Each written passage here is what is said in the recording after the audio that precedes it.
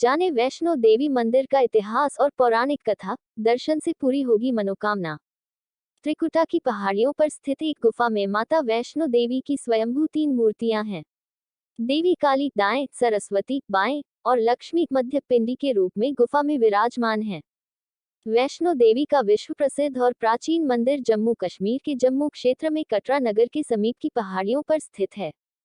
इन पहाड़ियों को त्रिकुटा पर्वत कहते हैं। यहीं पर लगभग 5200 फीट की ऊंचाई माता रानी का मंदिर स्थित है।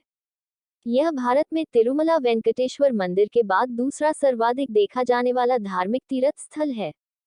त्रिकुटा की पहाड़ियों पर स्थित एक गुफा में माता वैष्णो देवी की स्वयंभू 3 मूर्तियां हैं।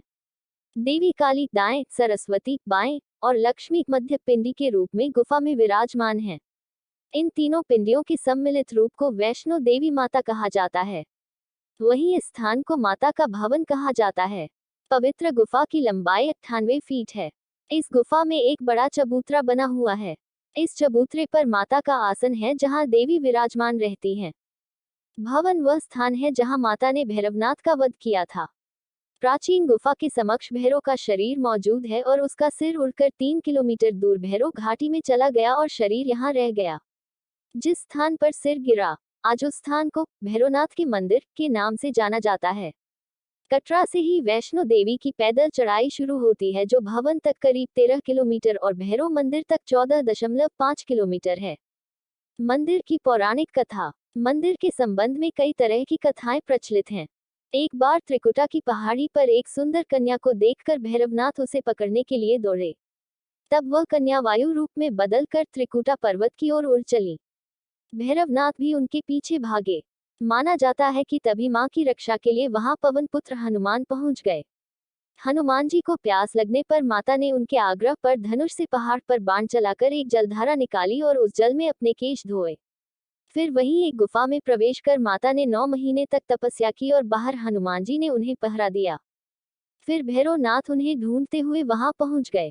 उस दौरान एक साधु ने भैरवनाथ से कहा कि तू जिसे एक कन्या समझ रहा है वह आदिशक्ति जगदम्बा है, इसलिए उस महाशक्ति का पीछा छोड़ दे।